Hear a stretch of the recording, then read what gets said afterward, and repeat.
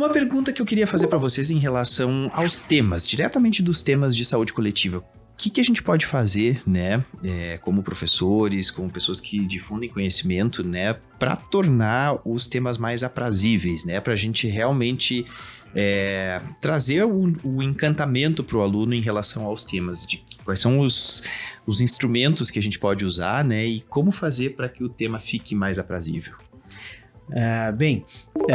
De novo, né, a gente vai voltar para a questão de qual é o sentido disso na prática.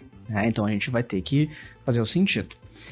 Indo um pouco na lógica de que na saúde coletiva a gente tem essas áreas de atenção primária à saúde, SUS, a área de epidemiologia, a parte mais de ciências humanas, né?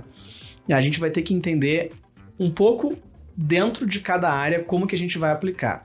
Por exemplo, na parte de a atenção primária à saúde e de SUS, muitas vezes vão cair conceitos abstratos, né? Integralidade, longitudinalidade, a coordenação do cuidado, competência cultural. Vão vir essas questões assim que são princípios, né? Atributos que às vezes podem soar mais abstratos.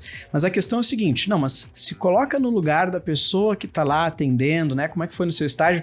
Como que isso funciona na prática, né? Quando eu estou dizendo que eu estou atendendo um paciente de maneira integral, o que isso significa? Então, tem que colocar isso na prática para fazer sentido, né? A mesma coisa, por exemplo, para a parte de epidemiologia, né?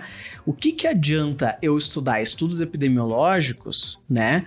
Se eu não sou pesquisador, se eu não quero, enfim, trabalhar com epidemiologia pura e aplicada.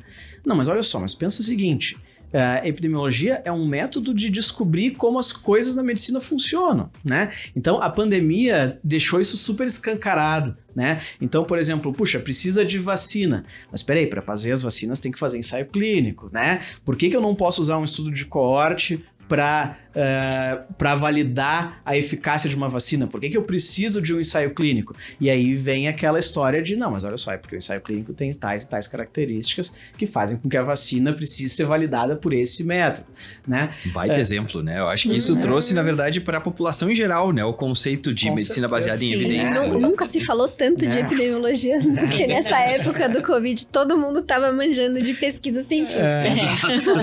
A gente ouvia falar de estudo de fase 1, fase 2 e fase 3 no jornal. Então, puxa vida, uma coisa que antigamente os alunos não viam nem na faculdade, né? Então, a gente estava vendo no jornal. Então, deixou super escancarado. Métodos diagnósticos, mais aplicável na prática é impossível, né? Então, tem que trazer para a prática e também, né, o aluno tem que ter muito cuidado de...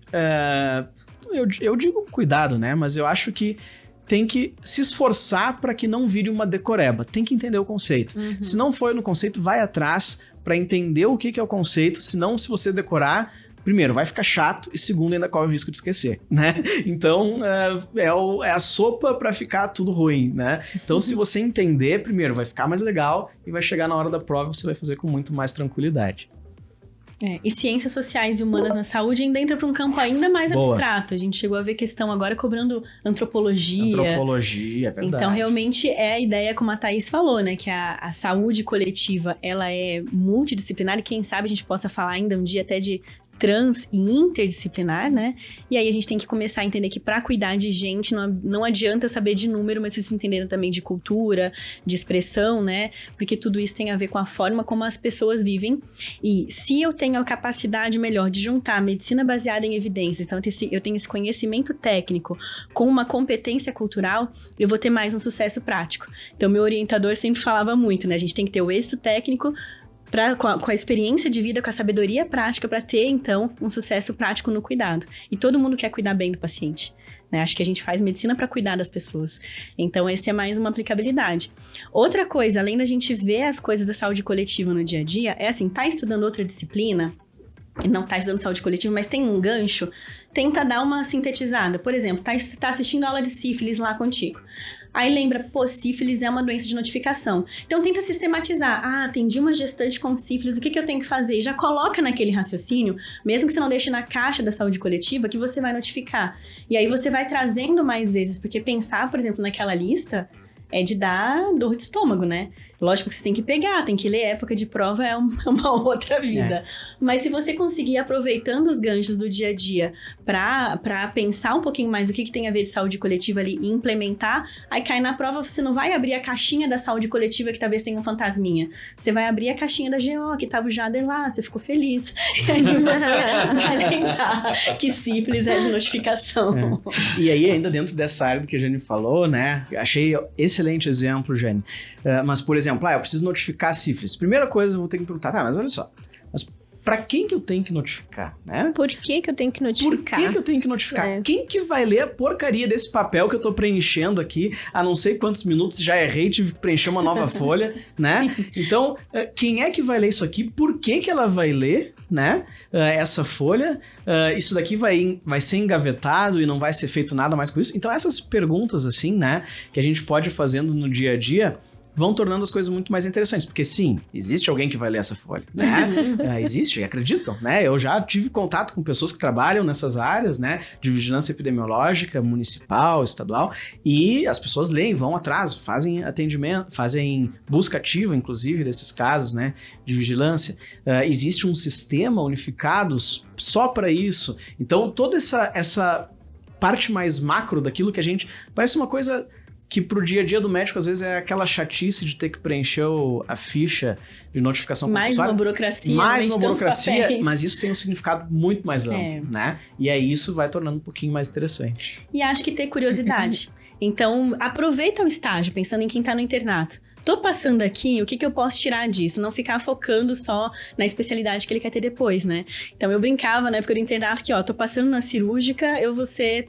Tô com cabeça de cirurgião aqui, para poder aproveitar. Então, na saúde coletiva, tenta ter uma cabeça de alguém da saúde coletiva, que tem muitos alguéms, na verdade, né, para tentar aproveitar. São algumas dicas, né, para tornar um pouquinho mais palatável, assim. Acho ótimo, assim, e realmente os temas, eles acabam tendo, né, essa interdisciplinaridade com as outras áreas, né? Então, acho super válido isso, né? Tá assistindo aula de GO, já faz o link, né? Olha, isso aqui eu lembro que é notificação compulsória, né? Se a gente for ver, pediatria também é outra área que tem muita, né, interface. Às vezes a gente lê as questões e às vezes a gente pensa, né? Poxa, será que essa questão é saúde coletiva ou será que é pediatria? Na verdade, é a mesma coisa, Exato. né? Só que pode estar em uma área. No E não ter medo de usar o conhecimento de outra área. Tá lá vindo uma questão de mortalidade infantil e falar, qual componente que impacta mais se eu melhorar as condições? Ai, meu Deus, pensa, do que neném morre em cada fase? Então se eu melhorar as condições, eu vou impactar aqui. E isso ajuda também. Você não precisa reservar uma gaveta separada. Tenta misturar que dá mais certo, sabe? Agora você falou isso, eu me lembrei da minha prova do TEGO, que é a do título de especialista em GO. Tinha uma questão que perguntava assim, a vacina do HPV e o Papa Nicolau. Que níveis de prevenção que são respectivamente. Olha só. E aí eu fiquei pensando, GO, né? GO, olha aí, uma prova coletiva. para especialista caiu saúde coletiva. Então, Nossa. a saúde coletiva, ela tem, na verdade, interface, né, com todas as áreas. Tanto que temos um psiquiatra aqui, né, que está dentro da saúde coletiva. Isso aí. É que se a gente pensar que tudo isso é a base da formação médica também, para você ser o especialista ou o subespecialista, você precisa ter uma base boa em tudo isso também, né? Entender sobre saúde pública, quando a gente pensa na questão da notificação de epidemiologia, quando a gente pensa na questão da notificação de sífilis, por exemplo, a gente tem que pensar que isso também vai ser usado para política de saúde pública. Então, eu acho que é se apropriar disso para que faça sentido na hora, para o estudante conseguir estudar, conseguir aplicar na prova e projetar também no futuro que isso vai ser usado um dia, isso vai ser aplicável, isso vai fazer sentido um dia. Muito bom. Excelente, gente. Ler o edital de cada uma delas para entender o que realmente vai ser cobrado e tentar priorizar justamente com base nisso tudo que a gente falou aqui, né?